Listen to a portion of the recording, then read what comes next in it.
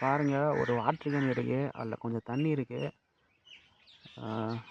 வேறு எங்கேயுமே தண்ணி குடிக்க முடியலன்னு சொல்லிட்டு அந்த தண்ணியை கீழே ஊற்றி அது எப்படியாச்சும் குடிக்க ட்ரை பண்ணுது. ஆனால் அதில் குடிக்க முடியல, ஏதோ பண்ணுது, வேஸ்ட் பண்ணுது.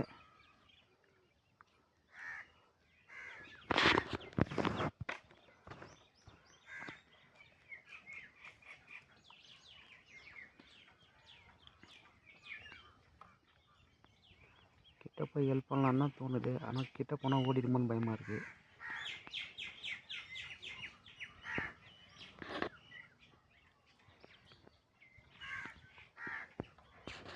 நான் போய் ஏதாச்சும் பண்ண முடியுதா பார்க்குறேன். டேய்,